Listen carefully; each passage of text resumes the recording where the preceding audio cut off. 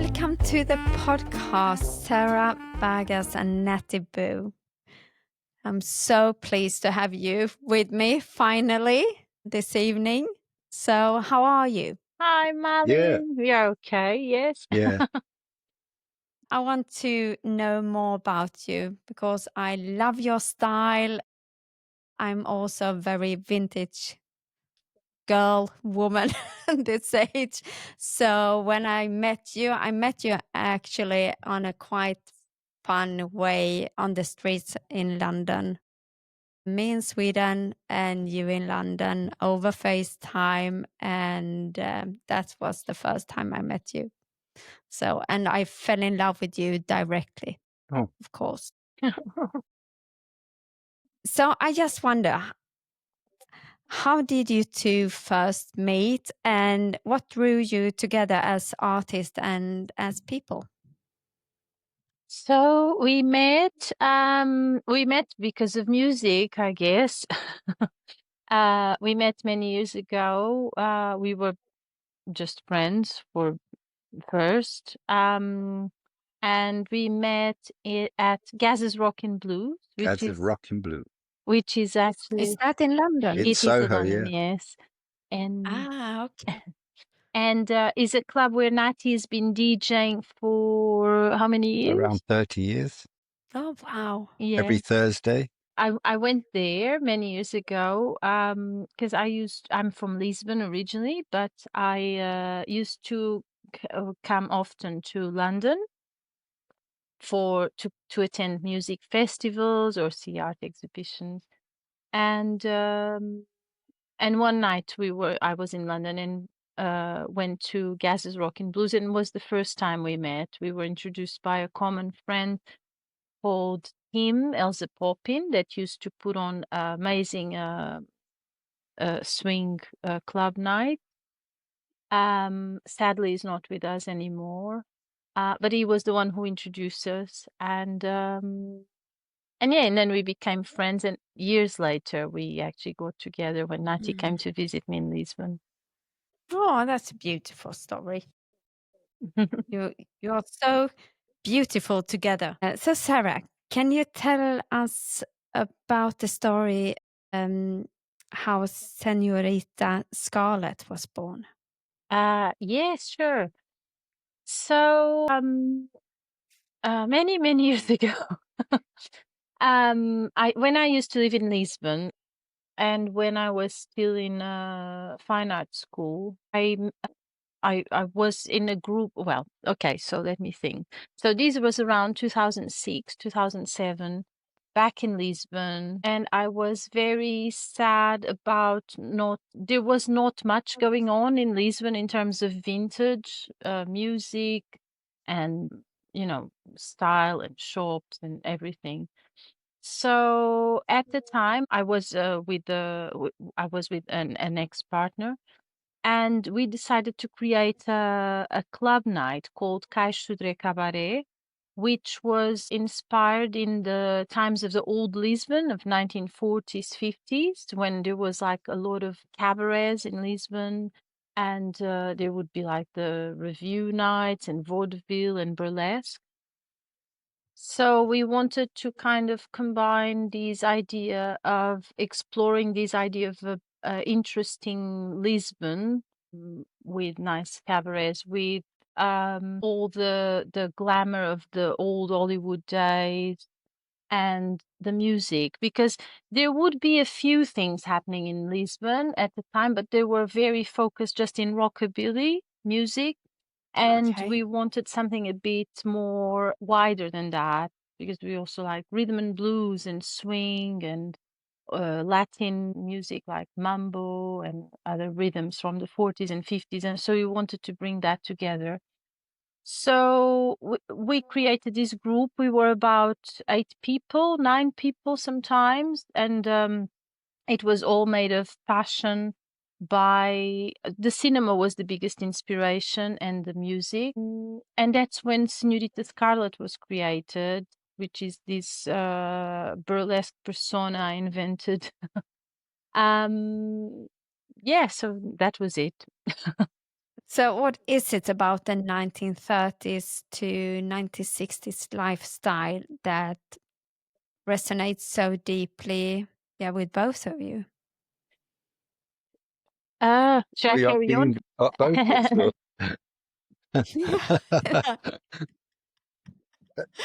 Well, I can see that style is, I mean, it's how you dress, and it seems like a big part of your life, the vintage Yeah. style. I mean, I think the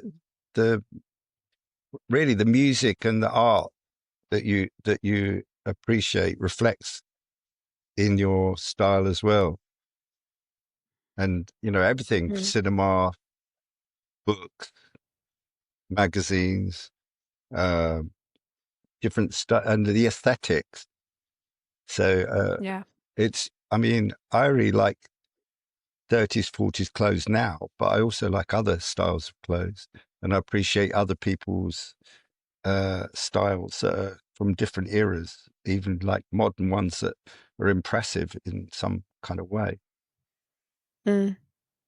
Is Yeah. that the way you dress also, like the style you're wearing like today?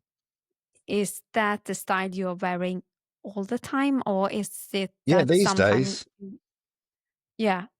I mean, things change, but you go for it's like hats and shoes, and uh, they've got a different flavor where you change that and it changes your whole outfit. Actually, in Sweden, what I miss here in Sweden very much, I know you're over sometimes in Sweden, that you're DJing over here, but I don't know, you must have noticed also that we don't use hats. And I think that's sad, because when I look at UK, I can see that so much more people using hats in different events and things. And in Sweden, we still have all these different kinds of events, but no one wears hats. I think And not many people wear hats Just these worldwide. days, worldwide, really. I think like if I'm DJing and I come out to dance, sometimes somebody will come up to me, "Can I try your hat on?" And I think, well, why do you want to try my hat on? Why don't you, if you like a hat, get a hat? Yeah. It's yeah, like they'll try the hat on and then they'll drop it on the ground and it get dirty or something like that. To me, happens often just because I work in a vintage shop. That's one of the things I do. I have the pleasure of working in one of the oldest vintage shops in London. And often I wear a hat almost every day. And clients come in and they're like, "Oh, wow, I love your hat. I wish I could wear one." And I'm like, "Yeah, but you can. Just do it." yeah, maybe it's just to have the help of finding your Yeah. hat. It seems like it's such a personal thing. Yeah. So maybe sometimes it's that, I mean, if I go to myself, I love hats, Yeah. but I own a couple, but I don't use them because I think it's a bit of going out of your comfort zone sometimes. It's when you Maybe, start to yeah. get used to a thing, you like break that fear of, Yeah, yeah, yeah. wear hats. Maybe we just need a little push. Yes, yes. Well, I do understand the situation with the comfort zone because okay, coming from Lisbon, where there was not much of a vintage clothing culture, I remember to when I always was fascinated by vintage clothes and old clothes, and I would rummage through my grandmother's old pieces. But there was a big connotation still in Lisbon in those years that I started to wear vintage about wearing second-hand clothes. Mm. So in the sense Mm. that it's something that it's been used, is not vintage, is used, or like the connotation of like, oh, it's someone died and you're wearing something like Yeah. dead people's clothes. There's still a bit of this, but much Mm. less these days. And I'm glad with that because I think that when you start to wear things for yourself more than for the others, Because to me nowadays, the way how I dressed is just it ends up being an extension of how I feel or my personality. Or yes, it is vintage, but I don't do it in like a purist way. Or maybe sometimes I end up doing it in a purist way, but not in a conscious mode, because I like to mix things. And also it's like it has a lot to do with how I feel in that particular day. If I'm going to art exhibition, see like the realist exhibition or that is, I want to wear something that goes with that. Or if I'm going to dance, it's just I have to feel it really. And then I think it's something that it takes a while for maybe to one person to get used to, get into these, Yeah. lose the fear of just be yourself and just enjoy yourself and enjoy these beautiful old objects full of history. But anyway, that's my opinion. Yeah, and I think it's so much more accepted today also, because when you say vintage, maybe secondhand, the word secondhand, well, at least here in Sweden, it's been more accepted. Yeah. And because of the environment, the world we are living in today also, that we need to take care of the world more. But vintage has also been so much more accepted, and it's a little bit of a art form also to find the pieces and all of it. And I was just thinking also about you, Natty, that I've seen you so much on Insta, and you are out there DJing, and also and the music you're playing, maybe it even would look a little bit weird if you were wearing like the modern like fashion. Your style goes with the music. Yeah, It's like a perfect, what should I say? If you put a hand in a glove, yeah, it's but like the perfect match. I would say as also because I'm a singer and performer, I sing Jamaican ska, but I don't wear like black wraparound glasses and a pork pie hat. Which I No, appreciate that style, that ska style, but I'm not.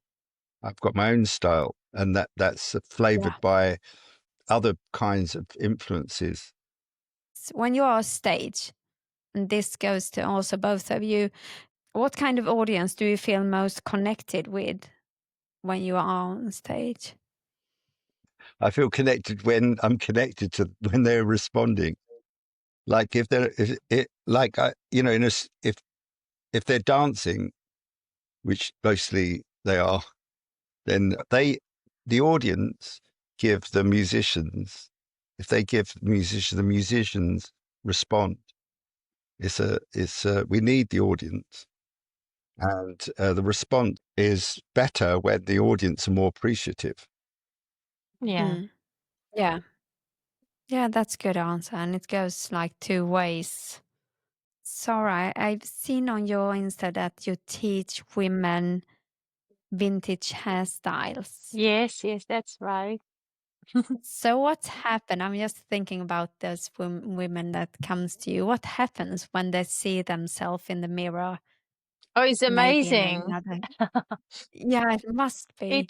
It is incredible sometimes. I mean, so I started to do hairstyling, vintage hairstyling, and practice on myself again, because when I lived in Lisbon, there was not much about it. There was not much happening, so I just decided to learn by myself, because I was always fascinated. I always wanted to have Rita Hayworth and Lauren Bacall's hairstyle, and I would go to a hairdresser and I would bring a photo and say, "Can you do something like this? How can I have the hair like this? How can?"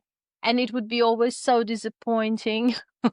And then eventually I just started to, at the time when I was growing up and learning, there was no Instagram or YouTube channel, so it was quite hard. Mhm. Eventually, it started to appear some things, but it was like by um, I was just self-taught, and then I realized that I started to be offer myself to be a model in a very old school saloon that existed in Lisbon. And then I realized that I was getting the right way. And why is that? Because these ladies were practicing like the you know the roots, the real way of doing um of doing curls in the old way, so doing like by pin curls. And although they would have to teach that and practice, that was something they thought it was very old fashioned. But for me, that's what was bringing me there, because that's exactly what I wanted to achieve and learn. So that's when I started to do it. And then, because I was the only person doing it at the time, and more people were asking me to do it, I started the La Belle Bombshell project. And this was Mm. around 2008, 9, I can remember now. So at the time I was doing these workshops. I was teaching how to do hairstyling, vintage hairstyling. I was doing it. I was working with some theater, anyone who really needed and wanted to learn about these old techniques. And then when I moved to London, I just carried on doing it. So I do it still often in a lot of festivals, vintage festivals, or by appointment to weddings, or just someone who wants to have the hair done in a classic 1920s to 60s style. I can do it. Yeah. Yeah, I've seen that sometimes you use different, I don't know how you are teaching, but I've seen there are some diff other kind of tools, like when you're doing the Yes. curls and like, Yes. But sorry, I didn't yeah, reply it's your another question. technique. It is incredible, especially when I was doing the workshops. Someone that never had the hair done in a vintage style, the first reaction when they look in the mirror is just unbelievable, that because Yeah, the hair is like so important, because basically it just sculpts your face. And is, to me, I yeah. did study 1 year of sculpture in fine art school, and for me it's a bit like sculpting with you sculpt with hair, and it just creates a whole different visual. And if you feel nice with your hairstyling, you just feel more confident, and that's so important. Mm, mm. So if someone wants to join your classes, how do they, is it on one specific saloon you are working on, or So yeah, we are there I don't classes? have a physical space, because so nowadays in London I do it with my friend Meredy. She's been helping me since I moved to London. And we do travel a lot. We do vintage festivals. We will be at the Rhythm Riot, which is one of the best roots rock and roll and rhythm and blues festivals in the UK, in my opinion. And yeah, we travel, and we just have a saloon where we do it. When I'm in London, people just travel to us, or I can travel to them.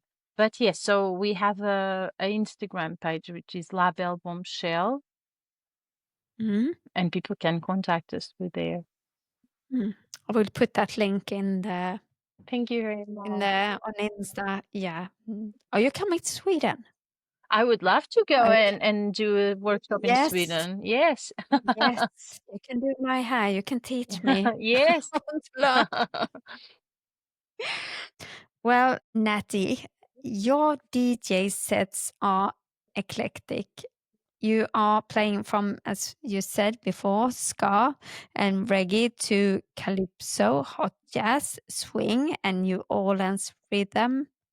How do you decide what to play when you are on a festival or something? Well, it depends on the event.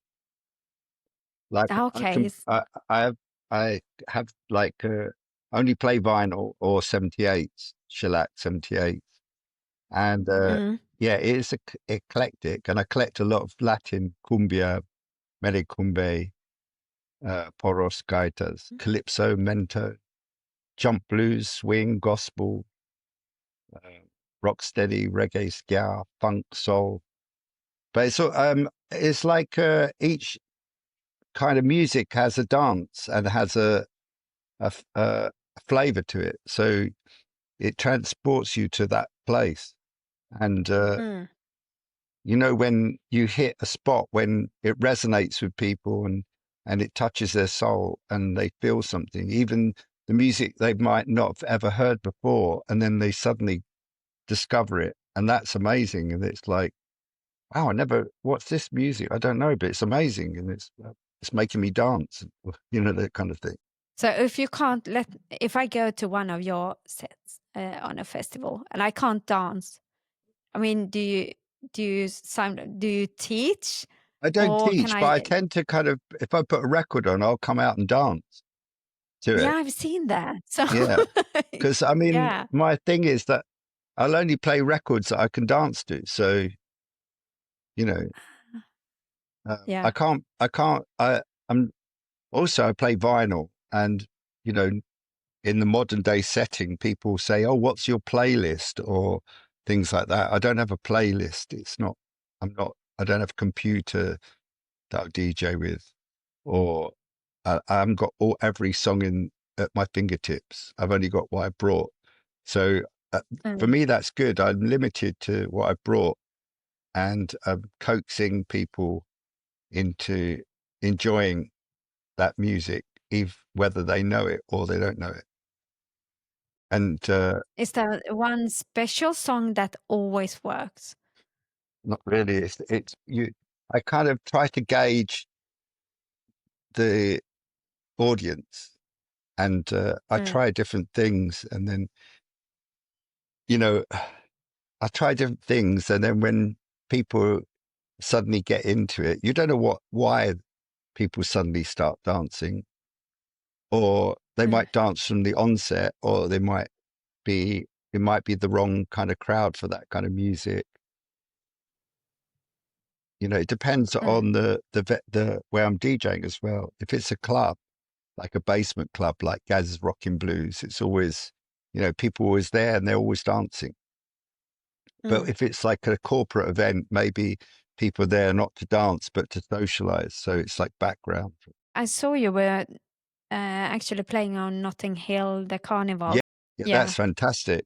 I mean, that's carnival's great because it's like an adrenaline thing. You know that you've got to scramble it for your records and find something that people are going to cheer to or go wild to.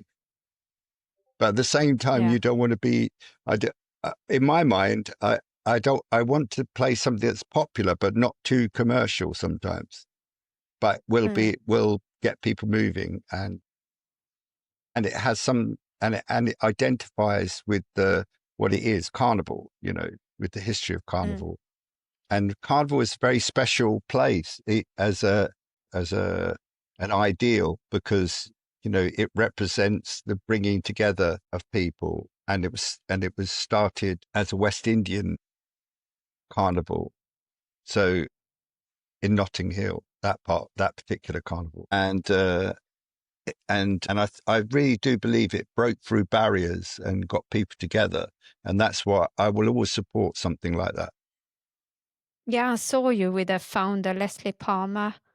I think I saw Leslie Palmer. Leslie Palmer. Yeah, I saw some on Insta with you, and he's the founder of the carnival. He's the founder of the carnival from the early 70s. I think the original founder was Claudia Jones. Yeah. But it was a different format, maybe, as it is now. As it is now, it's Leslie Palmer. But the beginnings of, like, say, when was it? In the late 40s, early 50s, I say, maybe, was the inklings of carnival, you know, from that perspective, from the Windrush generation. I can see it when I'm watching the carnival. I can imagine the energy. It must be so many people, different people gathering, like on the streets. So yeah, it's just amazing. Yeah. Well, Nat, you spoke about the shellac date records. Yeah. So what is the magic feeling about them compared to digital music, for example? Well, for me, 78s, well, I rediscovered them. As a kid, I had some 78s, but they were kind of, but in the 70s, they were seen as, these old records from the gramophone. Mhm. But as I got to understand more about recording and recording formats, it was always the 45s that were like the DJ records. But then went discover more about 78s, and that they were wider and deeper grooves, and were recorded with less microphones, sometimes one microphone. And the only issue with the 78s is that they were brittle, delicate, and if you drop them, they would shatter into 1,000 pieces. And Oh. that's why vinyl came in, a form of plastic, because it was more durable. Although 78s, the sound, I think, is more exciting. All the levels, the bass, mid, and treble, tend to be right in the middle. Whereas on 45s, they're all different because they're all recorded in different studios and have different mastering. 78s tend to be in the middle. And when you play them through a modern sound system with decks that, play 78s, or needles or cartridges that play 78s, I noticed the change. I DJ'd in the East End of London for a while in a club where they play 45s and CDs. I brought some decks, played some 78s. The sound went boom, and people went crazy. It was like Oh, wow. like the first time you hear Little Richard. It's just wild. And also 78s. A lot of recordings of 78s are still being discovered because a lot wasn't transferred onto albums or 45s. So there's still a lot of music that has been unheard to a general populace and international from all around the world. Yeah. Do they produce those records nowadays, or it's like that time is over and you can just Well, our buy them friends Kitty, Daisy and Lewis made a box set of 78s, but they were on vinyl, but they did make them 78. So yeah, and there was I heard about a group that made a jungle tune onto wax cylinder, which is before 78s. Okay. So that's like before the 20s. So like even Chopin recorded onto wax cylinder. Wow.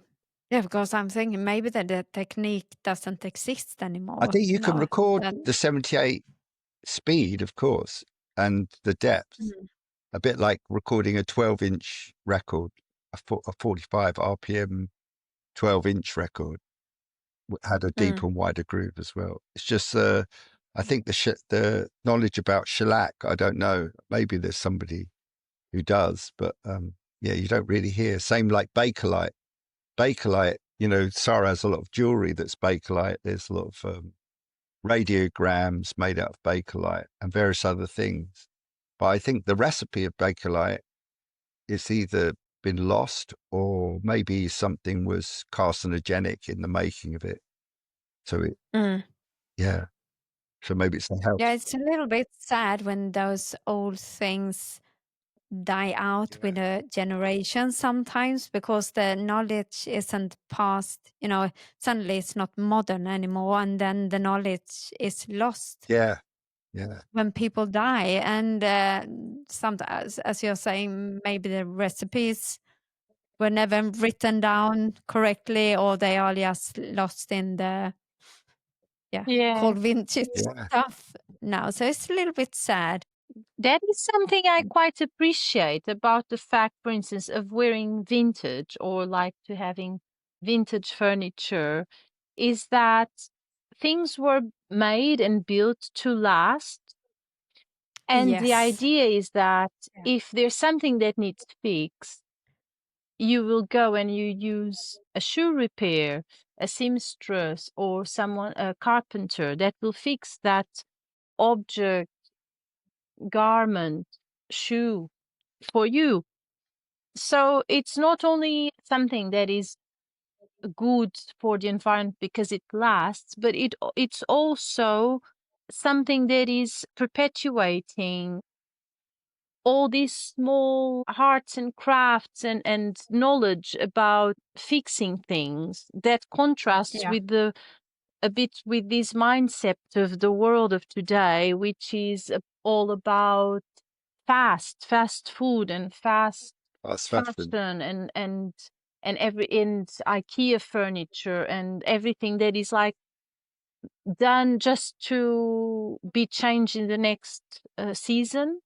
So for me, Yeah. that's the beauty as well of vintage and old things. Is that Yeah. is they also connect us with more old human knowledge. Yeah. Yeah, Yeah. And that's why I think it's so important that the vintage remains, that we keep that knowledge also. absolutely. But Nat, you're also an artist. Tell us about your Escape Ladder art exhibition and how visual art connects with your music. Yeah, I've always made art since since I started making art. um, I went to art college I applied to art college when I was 17, and it kind of art really saved me from where the environment from where I grew up. I didn't really enjoy the area where I grew up, and Mm. and it was same with this is something to do with self-expression again.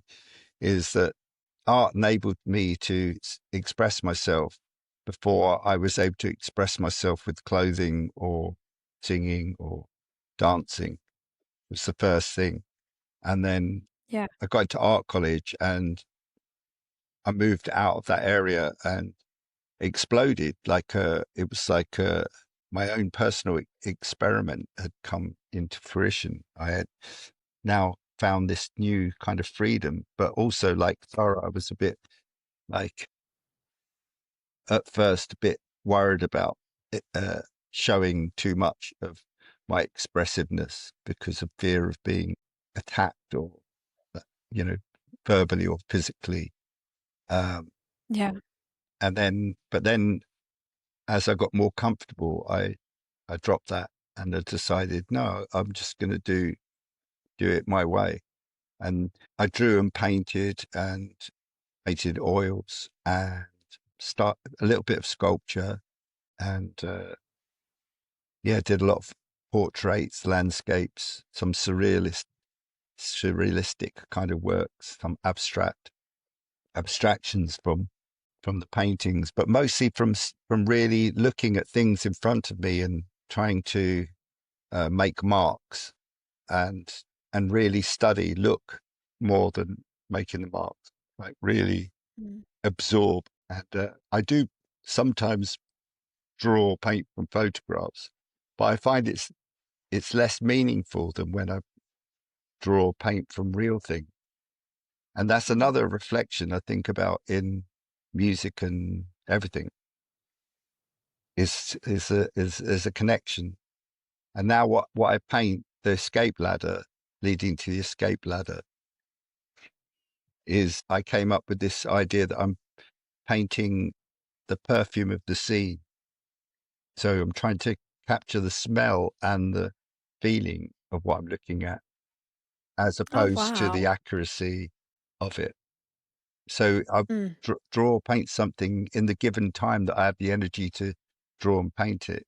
And then if I do have energy to go back and carry on, which I would hope, or I just leave it as it is. Mm. I think it's beautiful that when you explain that you started with art because that was a kind of escaping the area you were living in. I've heard that in my other interviews also. I think it's quite interesting that people that we use to create to feel better. Maybe sometimes when the area or the surroundings, you can come from a family relationships that is bad, or you live in an area that is bad, but that we can still find the beauty of creating, Yeah. and that world becomes our inner world and we can express it.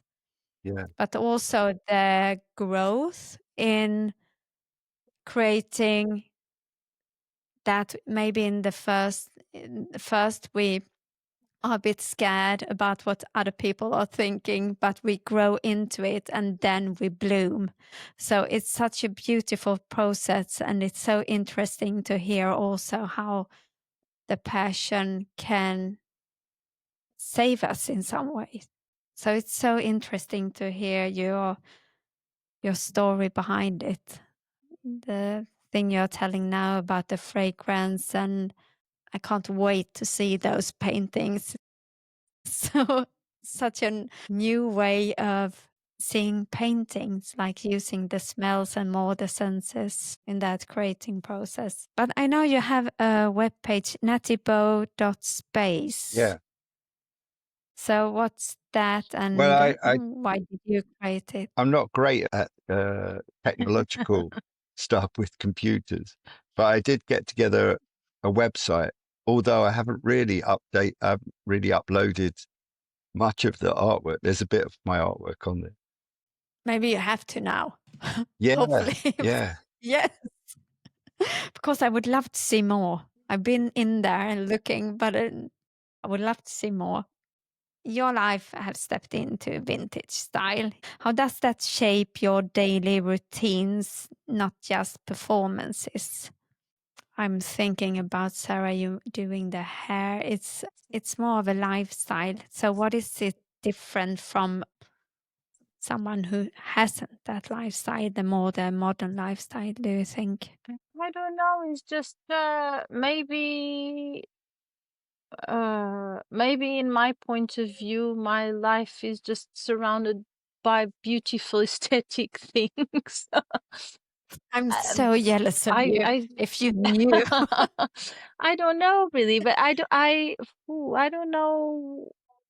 It's more in the sense that for us, it's like these beautiful things we collect and that bring us joy daily, and is a way of Mm, preserving these memories and these beautiful shapes and colors. But also, I don't know, like often we go and see old films that we like. mm, We love cinema, both of us. And we mm, often go to, although we also love to go see new films that are out now, but there's so many amazing films from that are kind of forgotten, or even just beautiful classics that often are shown. So we go often to the British Film Institute or to the Cinema Museum that is just like about 10-minute walk from our house, and they do amazing nights there, themed, that we try to support the most we can.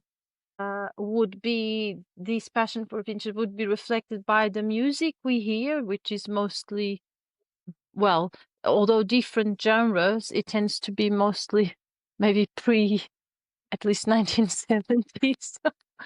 I don't know, even that we like different genres of music. Like I grew up listening to punk music as well. I love, mm, like, you know, mm. like the Slits and X-Respect. I was a big fan, and I still am. But I don't know. We love to listen blues and rhythm and blues. We listen every day, or cumbia or mambo. So it would be through the music, through the cinema, through, I don't know what you have to add to that, Natty. Dancing. From dancing, exactly, which is a big Mm. part of our lives as well. We love to dance. And even I don't know, visiting art galleries and seeing exhibitions. I'm always looking out what's coming to. In London, it's such a privileged city to live in that sense, because there's always so much to see, and like just now this month coming is there will be two amazing exhibitions. Lee Miller, which is a photographer that I really like, is going to have a major exhibition at the Tate Britain. And there's also is been there as well Edward Burra and Ethel Kulkun, which is one of the first female surrealists from the 30s. So I don't know. I think it just connects. It's not that we deny the modern world because we are involved in it, but Yeah. maybe it's just that, and also we have to have our feet in the times we live, like through how we connect with the others and politically and everything, and we have to be aware of what's going on. But it's just that we appreciate more the aesthetics and the forms of older stuff, but not necessarily just, if it makes sense. Yeah, yeah, absolutely. And I know when I grew up that on every Sunday in Sweden, there were these black and white old movies. And it's sad a bit that it's gone lost. Nowadays, they don't, you have to look for it. And I think sometimes to my children, I have two sons that, oh, it's a little bit sad because they don't grow up with it, those memories, like because the acting was different.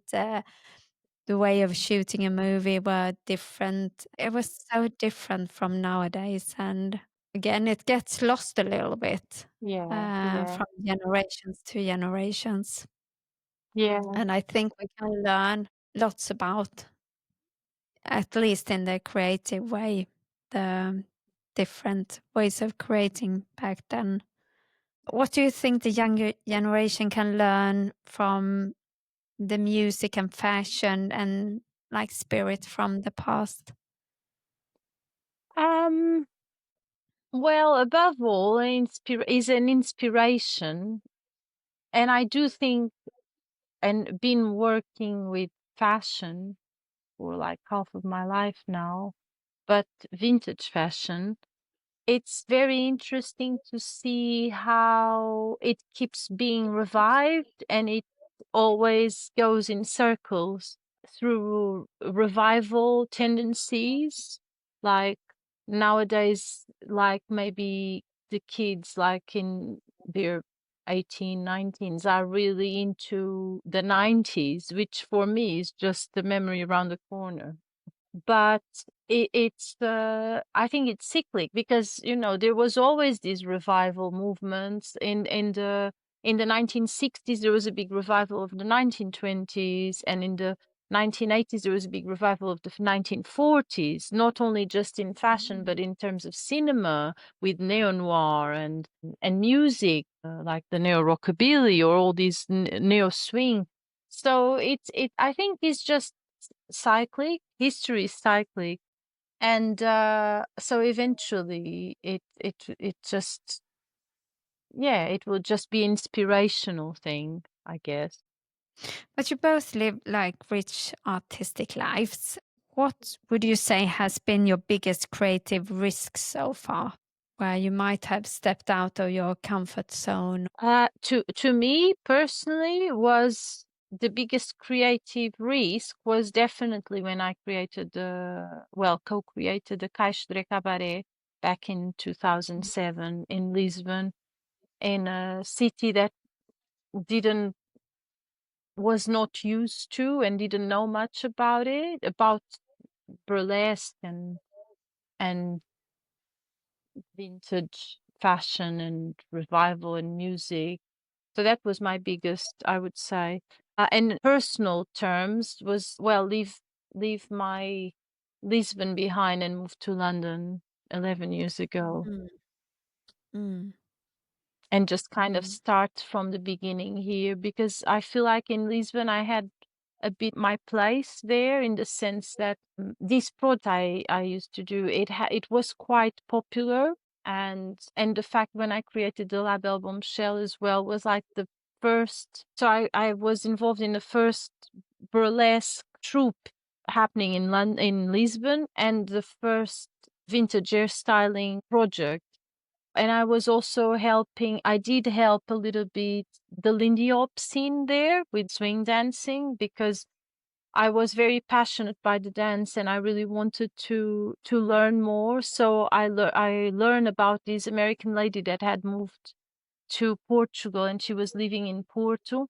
And I connected with her, and then I really wanted to have classes, so I put together a first initial group of people to learn, and she started to come to Lisbon and teach.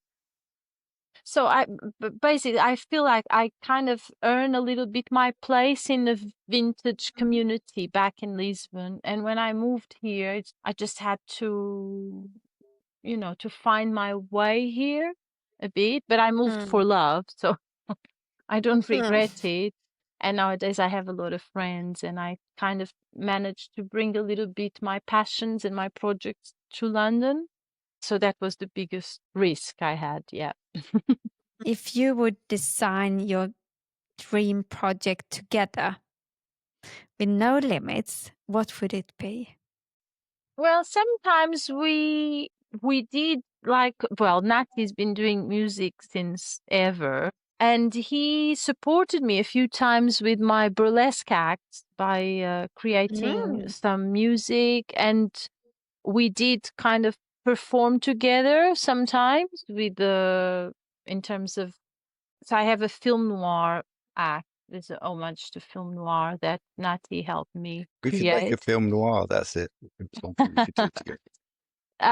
But it's more, I would say more than a creative project, would be more a personal project. I think it's just amazing to be able to do what we love in terms of music and performing and sharing this love for vintage and music and dance and cinema and everything, and travel. We love to travel. So I think that's always a nice thing to think that we will be able to carry on traveling and meeting people from all over the world, which we have friends all over the world, I would say, that share the same love that we share for vintage and cinema and music.